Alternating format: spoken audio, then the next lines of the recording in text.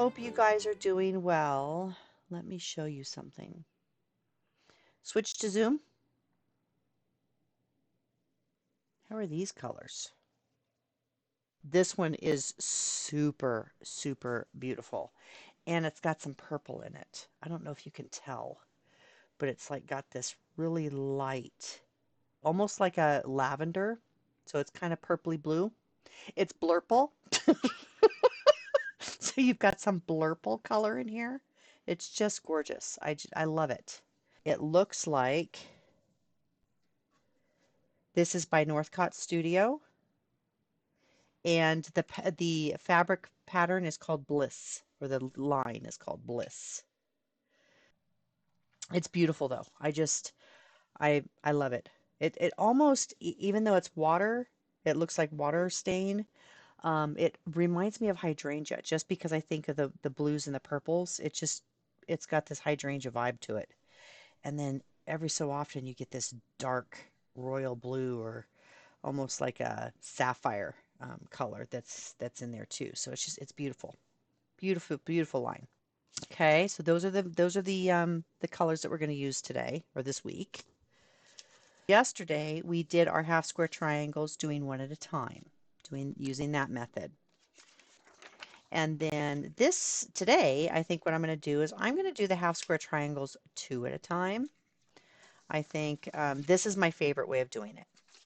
The four at a time I don't really like because I every single edge, all four uh, sides of that half square triangle are going to be on the bias.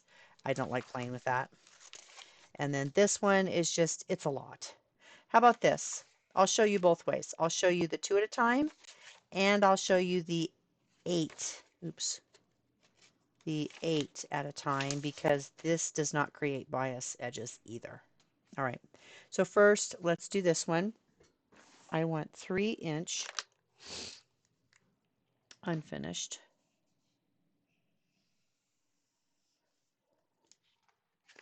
And I'll go ahead and do it over here too. 3-inch unfinished. Okay, let's do this one here. So 2 half squares triangles at a time. What I'm going to need to do is I'm going to need to cut some strips. I'm going to do these here. This is going to be my half square triangles and my regular triangles and all that good stuff. I'm going to cut a strip, one strip of each 3.5-inch strip. I'm going to cut 2 strips of this. One is 3.5 inches wide, one is 3 inches wide. Okay. All right, let's see here. That looks pretty darn good. Here we go. So let's put this the right side up. There we go. Now I can read it. Holy cow. It's the little things in life, you know.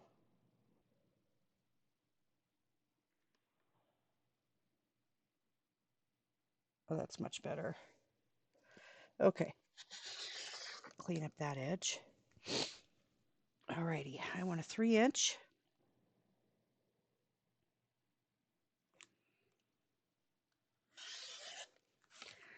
I want a 3.5.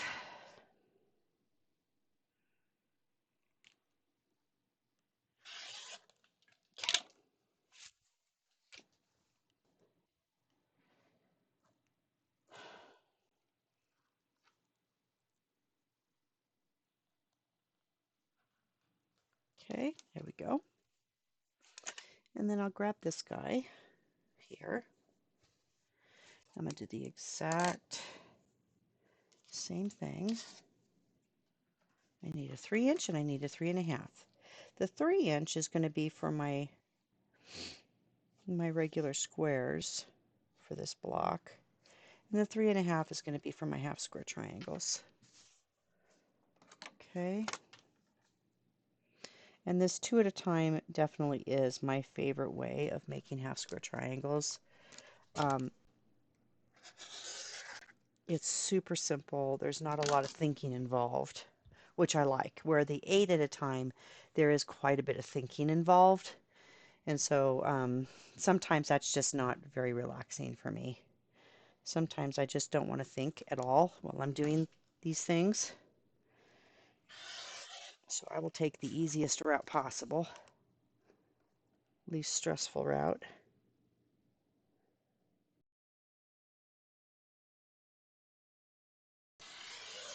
There we go. Alrighty, there we go.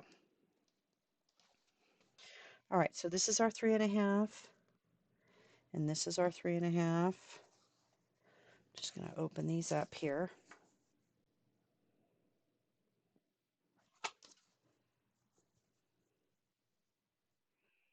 And I'm going to go ahead and just stack these.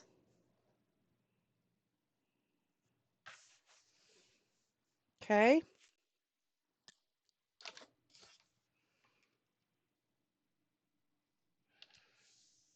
There we go.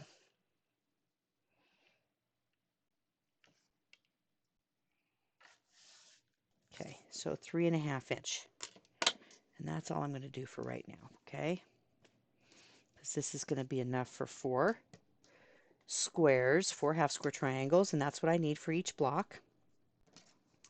And then I'm going to take this strip here. This is our 3-inch strips. And this strip, and let's go ahead and stack those up real nice. Line this up on a line here on my mat. I get rid of this salvage ends here. Salvage. I want to say salvage, like it's, it's a salvage title on a car, but that's not right. It's salvage. No A, it's an E.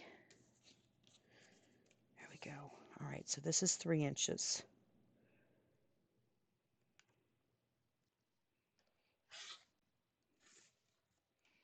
I'll just cut a couple of these. It should be all we need. That should be plenty. Okay, I think that should be plenty. Pretty sure. All right, and then I'll set this aside for right now. Okay, so let's see here.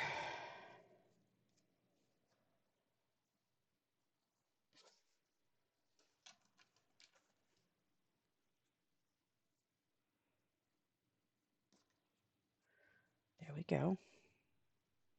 And these I'll just set aside. So we need to create our half square triangles here. And this is what we're going to do that. This is a little wrinkly. I'm going to go ahead and just press that really super quick. It was a little wrinkly when I was putting them on my mini bolts. That's much better. Okay. So this is what we're going to do. I'm going to go ahead and put these together. Pretty sides together. Okay. Pretty sides together. Now. Okay.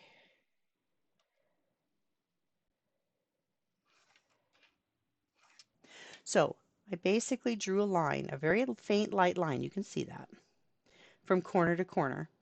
What I'm going to do is I'm going to take this over to Bertha now, and I'm going to use that line as a guide, and I'm going to stitch 1/4 inch on this side of the line and on this side of the line. So I'm just going to go down one side, turn it around, and go down the other side.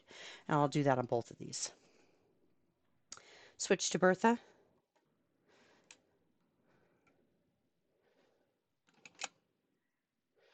Let's see if I can get this needle threaded though, because that's not done yet. I did my bobbin thread this morning, and I changed out my top thread this morning, but I didn't thread my machine. So funny. Okay, here we go. Alrighty, and I am not going to back tack this, okay? So I am changing my stitch length to 2, because when I go to square these up, I could cut through those stitches, so I want the stitch length to be very small so it doesn't unravel very quickly. Okay, so it's set to a 2, which is just fine. All right, here we go. Get my pedal in the right spot, and away we go. So I'm just going to use the line that I drew is going to be on this side of my presser foot, and I'm just bumping that line right up against the edge of my presser foot. So I'm using that as a guide. Okay, and I'm just going to sail down one side and sew right off the edge. I'm just going to leave my needle in the down position is fine, but I'm just going to take this guy and I'm going to turn it around, line up that line with the edge of my presser foot again, and sail down this side. And sew right off the edge. Okay? Let's do it again.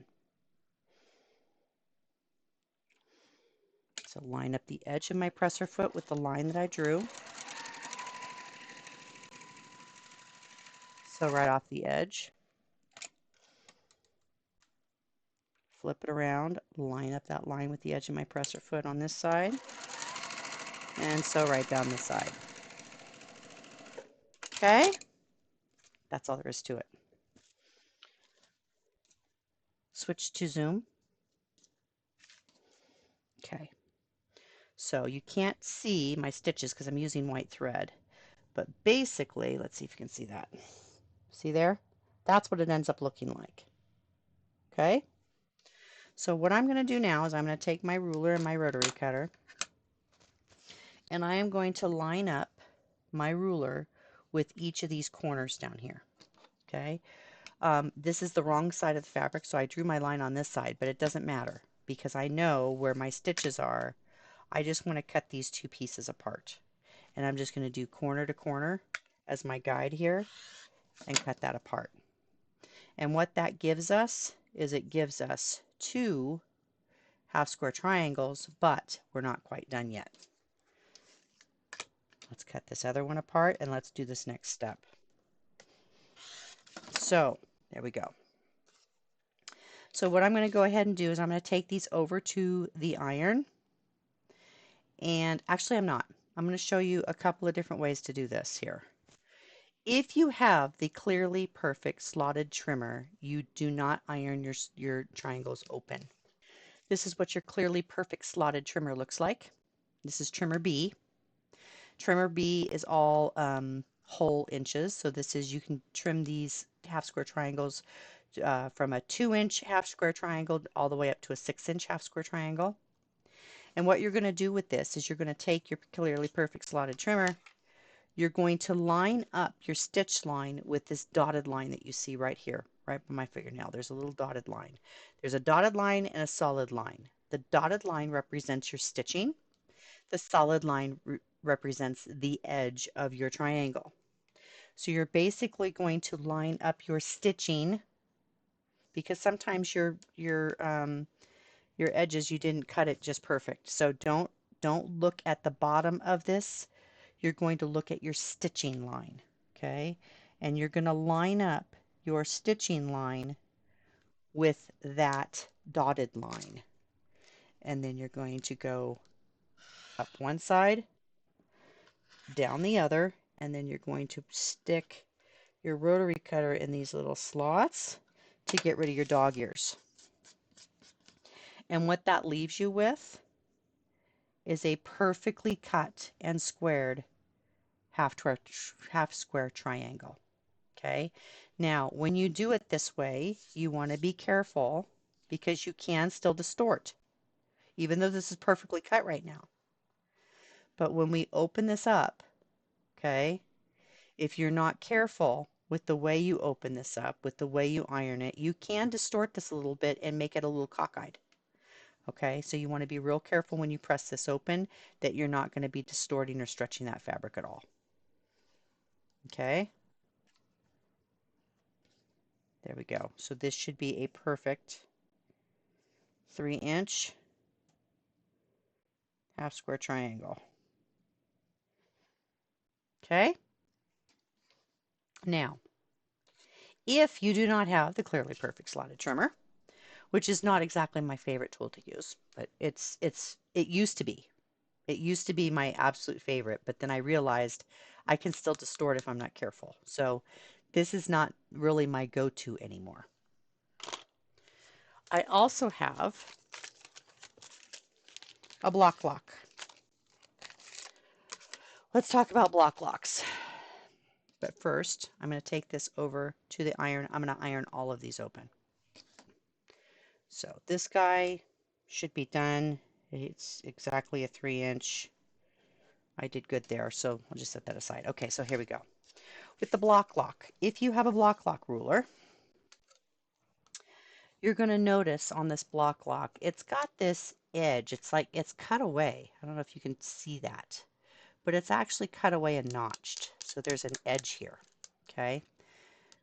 There's writing on one half of this, and there's not on the other.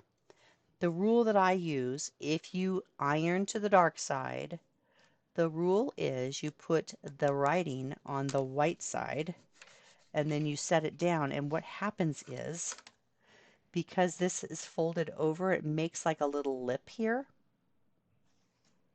That lip will actually line up with the lip on this ruler. And you see it's grabbed it.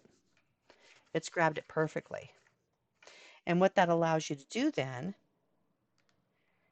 is you can line this up and clean up one side here. It's just a little tiny bit of a shave there, isn't it? And then you can, okay, and then you can go to this other side here.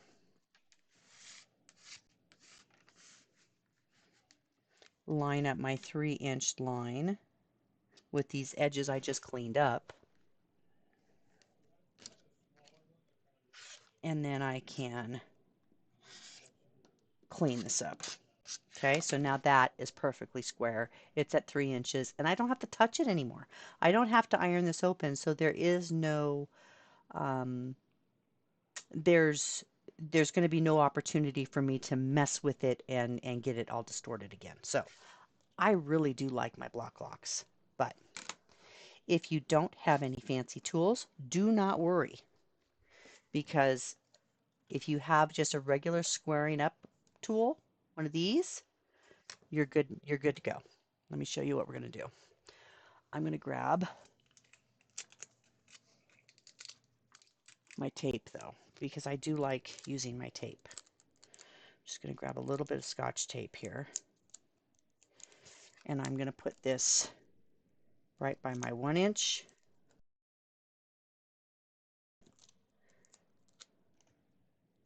And I'm going to put this right at my 3-inch by 3-inch block there. Okay.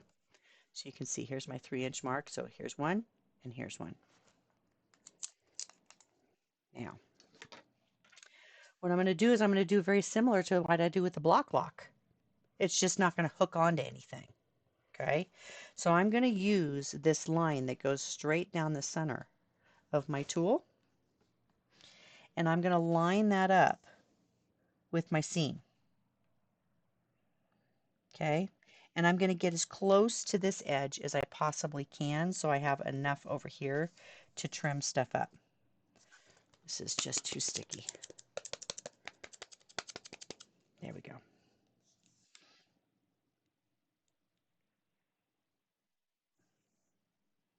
That looks pretty good right there. Okay. So my line on my ruler is lined up with this seam. And I'm going to go ahead and trim off that side. Okay.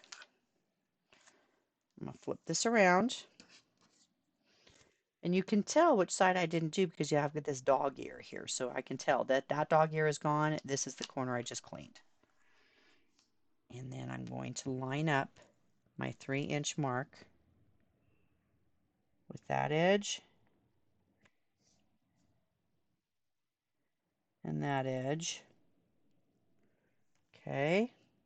And you can tell this is kind of wobbly, and that's because of this fold, this lip that it creates. It doesn't lay flat. So that's why I use a tape just to kind of hold on. And you can see now I can move this around and I'm good. Okay.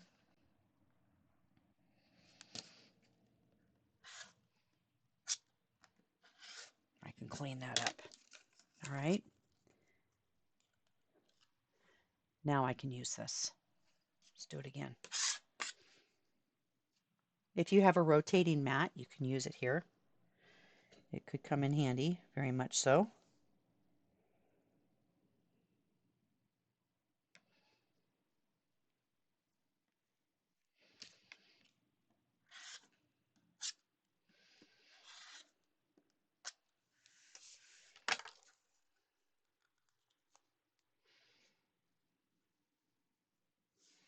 Okay, lining up my 3-inch mark with this corner down here.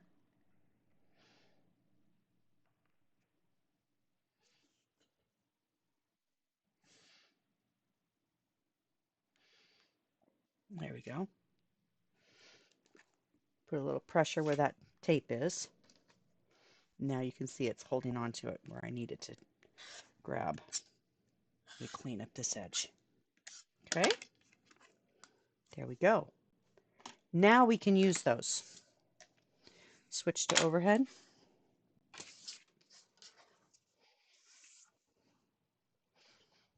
All right.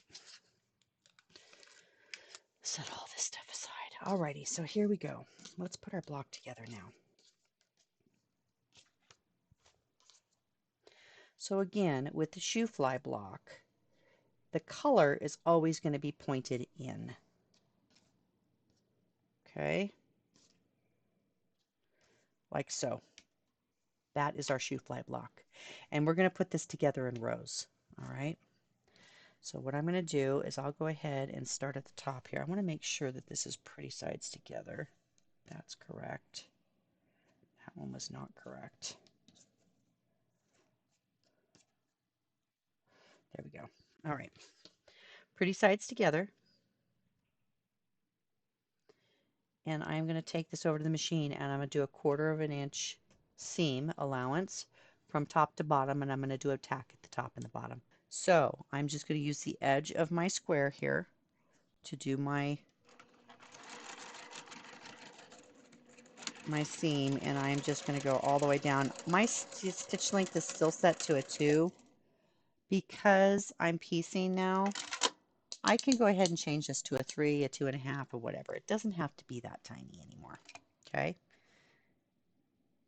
But you can see it's going to go together like this. And I'm just going to set this right back down again and grab the next row. So it's 2 solid squares right now that I'm going to do. Let me get those sewn together. Make sure your raw edges stay nice and lined up, okay? Because your piecing is only as good as your seam allowance, and also as good as your raw edges are.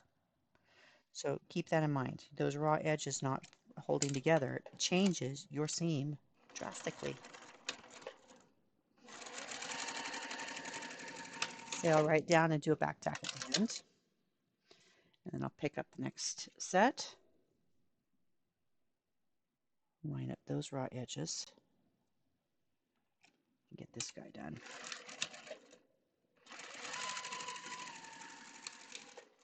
Okay. Switch to overhead. So I just literally, I picked up these 2 pieces, sewed it, and put it back down again. Same thing with this guy. So now I have all of these pieces done. Okay. Just like that. So now you're going to do the exact same thing.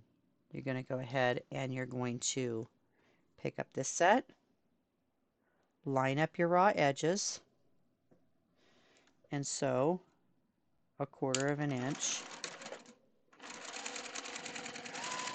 right down the side. And then I basically just set this right back where it was. Grab these 2.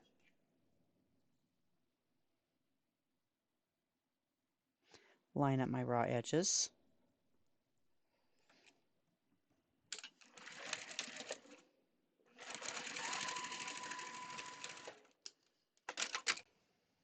There we go. Set it right back down again.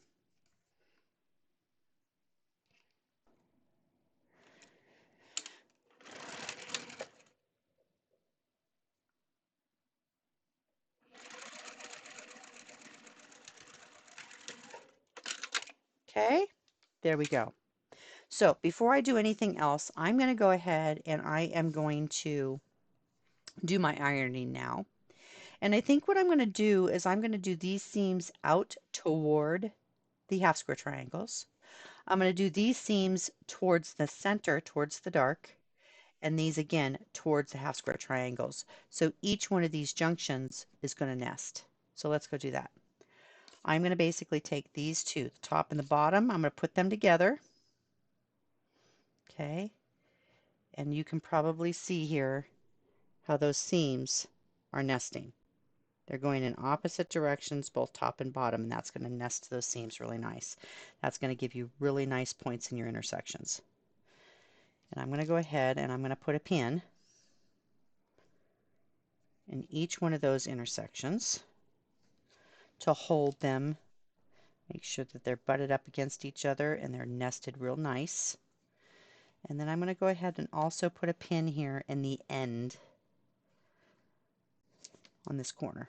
This one I can line up now and stick it right underneath my presser foot and not have a problem. So there we go. Let's take this over. We're going to do a 1/4 of an inch seam, back tacking at the beginning and the end. Switch to Bertha.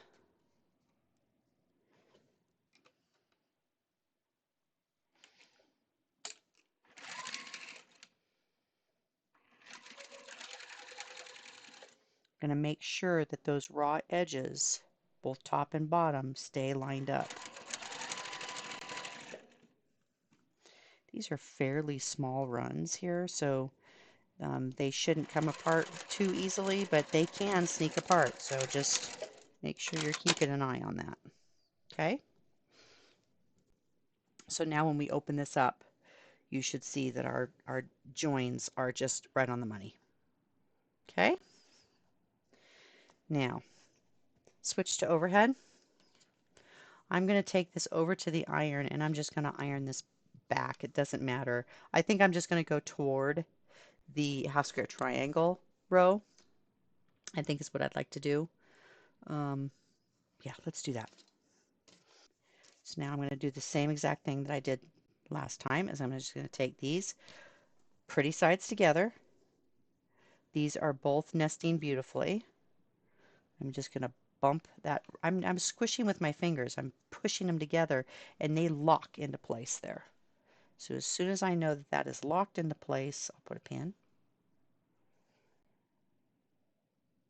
Same thing with this one. Lock that seam into place.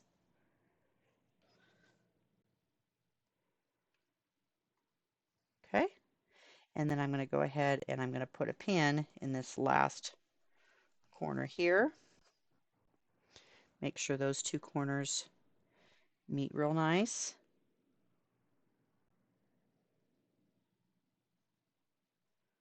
Okay, that looks great.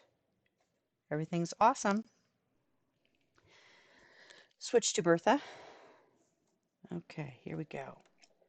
So, go ahead and do a back tack at the beginning here.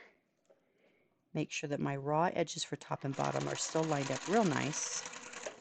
Head towards that pin. Now, as soon as I get over the stitching where that intersection is meeting, that's when I stop and I pull my pin because I haven't run it over yet. Okay, but I've got to get over that intersection of stitching there before I pull it so that it doesn't pull itself apart. Pull the pin.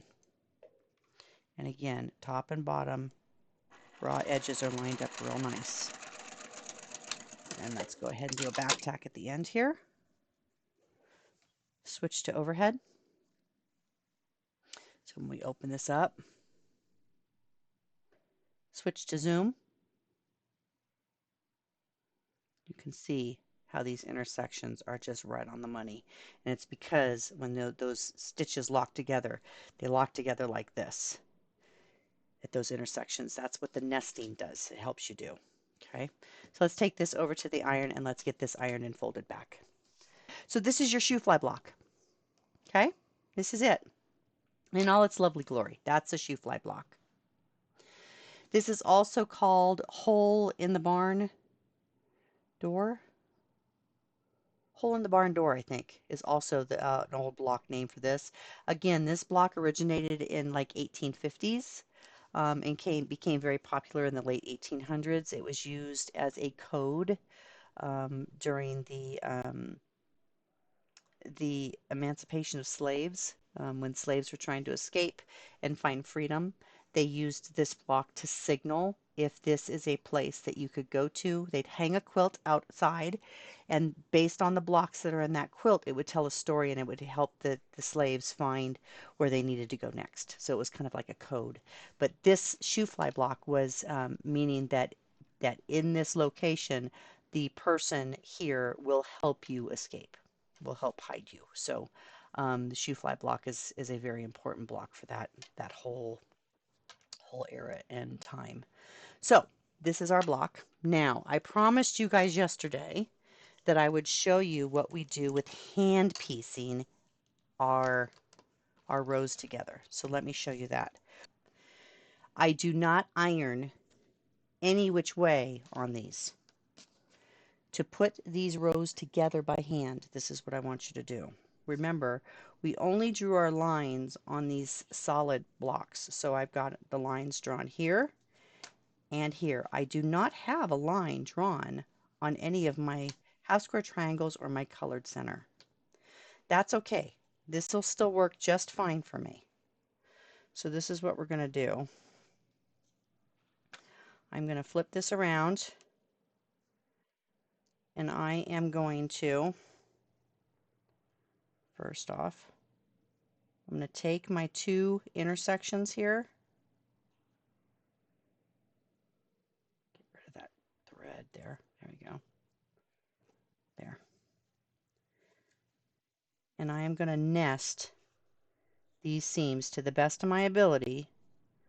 I'm going to try to nest these seams right here. Okay? And it can go either way. It's fine. It doesn't really matter because they're going to flop back and forth.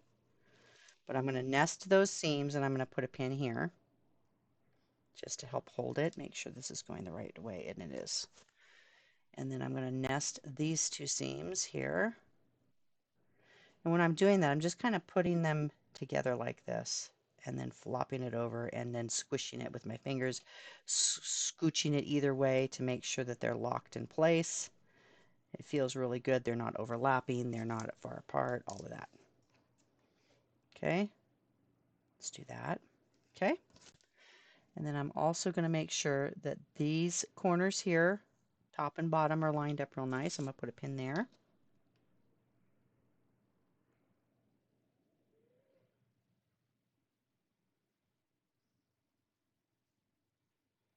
Okay,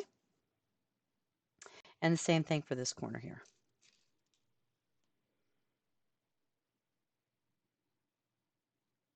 There we go. Okay, so this is my piecing, and you can tell it's all kinds of foo-fang. That's okay. I'm not worried about it. Now, I'm going to grab this needle and thread, flip my work around because I'm right-handed. I'm going to start over here. So I am going to take my needle and thread here, and I'm going to start about a half an inch from my intersection. So my intersection ends here. It's here, and here's my stitch line, right here. Okay, you can see that. So I'm going to go about a half an inch away from that intersection where those two lines meet. I'm going to put my needle right on that line. Okay, and I am going to do stitch right to that intersection. I'm going to bring my needle up right in that intersection. If I can't quite make it, then I'll stop short because I can always go back down on that spot. But I'm going to flip my work over. Now, this is a little bit more tricky because you got pins in the way now. Like we didn't have that before really because we were using those window clips instead. So that's fine. Whatever it takes. Okay?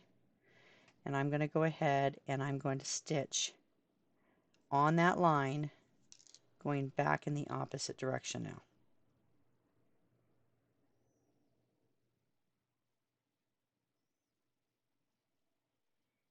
Stitching right on that line.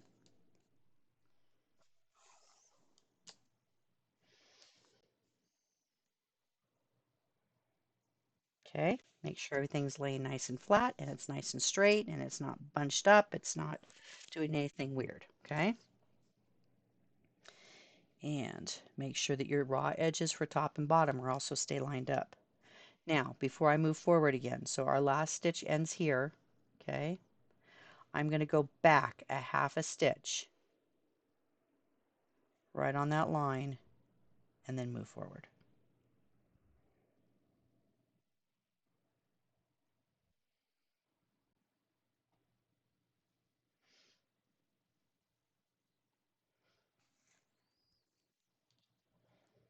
Wow, really?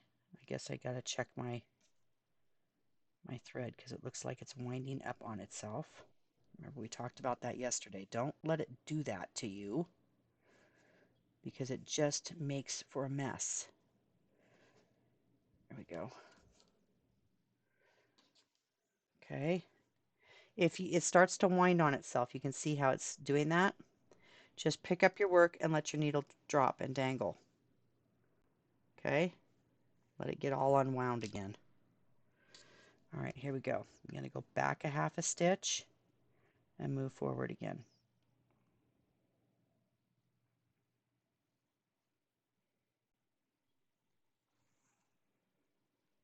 Go back a half a stitch and move forward again. Now, I got to remove this pin.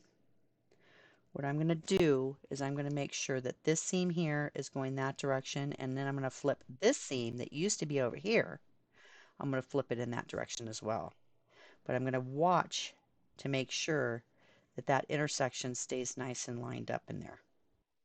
Okay? And I'm going to move my needle and thread right to that intersection where that line intersects, and then I'm going to stop. Okay? Now, I'm going to take a half a stitch back and go right back again to that same intersection. So what I'm doing is I'm making a back tacking stitch right there. Okay, and it went all the way through this side, but it did not go through my flap here. Okay, it did not go through that because I had it pushed over to the side. It's not involved. So now what I'm going to do is I'm going to lift up this flap and I'm going to take my needle and thread and I'm going to put it from this side straight across over to this other side through this flap. Okay, now because I do not have a line drawn on this side, I'm actually going to stop and I'm going to turn my work over. Okay, so I'm going to use this line now. So now what I'm going to do, my thread is over here. I'm going to bring this straight through, making sure that I don't go through this either. I'm just going to go right to this, push it to the side, and I bring that needle and thread up right where that intersection is marked. Okay, so now my thread is on this side. And I am going to do a little back tack here. I'm going to take one stitch and then go right back to that same intersection. And when I did that, I made sure that this was pushed to this side, this one is pushed to this side, so I'm not stitching through that, but I just made a little back tack there. Okay, so I have a back tack on this side, I have a back tack on this side right up against that seam. That reinforces that seam to make it nice and strong. Now what I can do, pushing both of these away, so the top one is pushed away, the bottom one is pushed away from me, and I'm going to go ahead and stitch right on that line.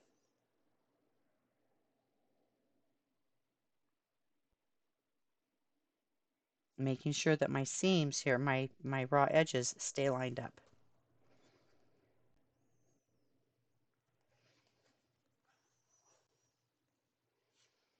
Okay, so you can see these little flappers they're not sewn down. That's the difference between the hand stitching and the machine piecing. We stitch right through those things. It's fine because it's nice and sturdy and strong, and it's so much easier. And it lays down real nice. We don't do that with the hand stitching. It doesn't make for very strong intersections.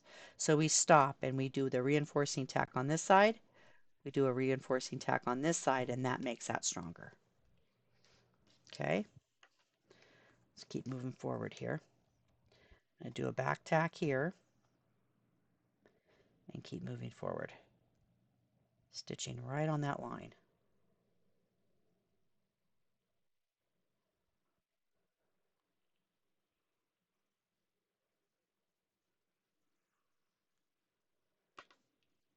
Okay, make sure your work stays nice and flat. Because it's really easy to get this too tight and see what happens is it bunches it up. You don't want that to happen. So you want to make sure that when you're tightening this, you're tightening it, but you're keeping it nice and flat at the same time. All right. Okay. Now remember, our pin is actually holding this flat point in this direction, this flat point in that direction. So that's going to have to change soon because we're not stitching through any of that. Let's do our back tack. Stitch forward again on our line.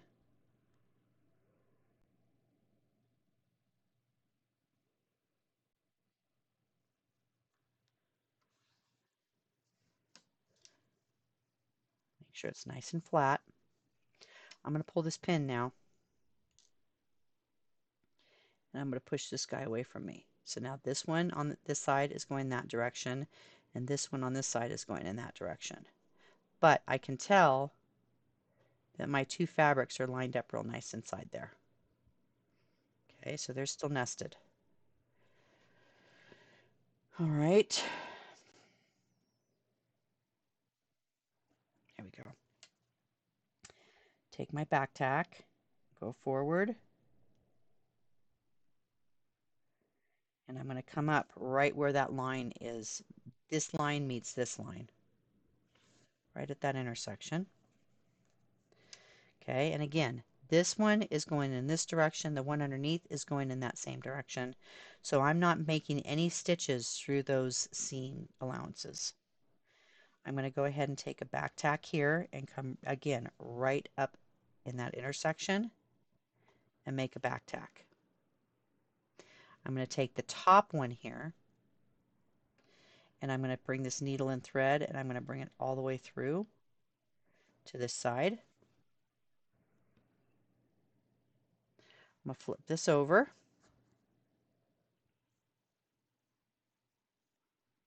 Okay, I'm going to take this needle. I'm going to bring this guy over here. Okay, and this guy goes over here. So both of these are going in this direction. You can see that. Take this needle and thread and I'm going to go through here and I'm going to bring it up right where this intersection is drawn. Okay, I still have those seams going in this direction away from my stitching. I'm going to go ahead and take one stitch and go right back to that intersection again. So I'm doing my back tack on this side of it now. So I have a back tack on this side and I have a back tack on this side. Now I can turn my work, make sure my raw edges are lined up, and move forward right on that line.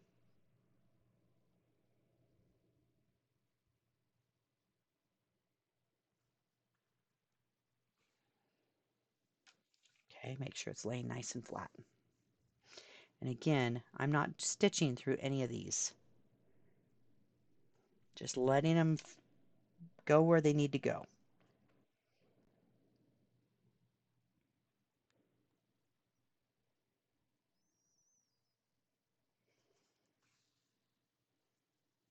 Okay, and then every time before I start again, I'm going to go back a half a stitch and then go forward.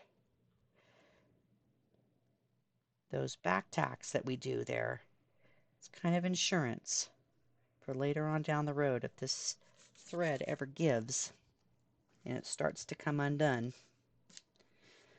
the owner of that quilt will have a little bit of time, because that's almost like an insurance policy, that it's going to unravel till it gets to that. Then it's going to take a little bit more for it to continue to unravel, right?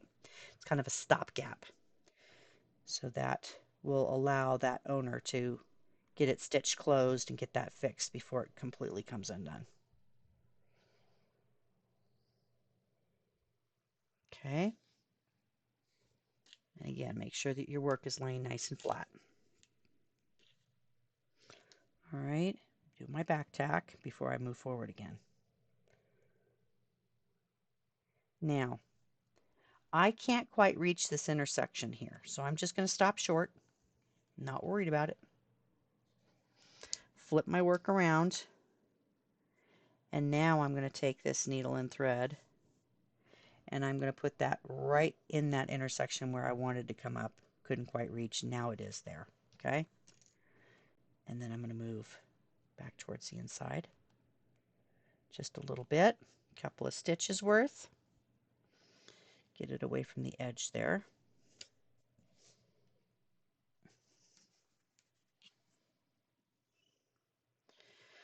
Okay, and then there we go. I'm going to take my needle, and I'm going to put this needle right underneath one of these stitches. So I'm not going through the fabric. I'm just going right underneath the stitch. Okay, so I'm weaving that thread underneath there. Now I'm going to go right underneath that same stitch again, but this time I'm going to make a tailor's knot. So I make a loop, and I bring my needle and thread through that loop and pull it tight. It makes a knot right there. I'm going to go ahead and make one more tailor's knot. So I like to make two tailor's knots here. Go through that loop, pull that tight. Now I'm going to take this needle and thread, and I'm going to go through the next stitch in front of it, weave that tail underneath that one, and then one more, weave it underneath this one. Okay, so my knot, my tailor's knot is here. Let's see if I can show you this. My tailor's knot is here, and I've got that tail woven underneath a couple of more stitches before I cut that tail off. Okay, so now that tail is nowhere near the edge.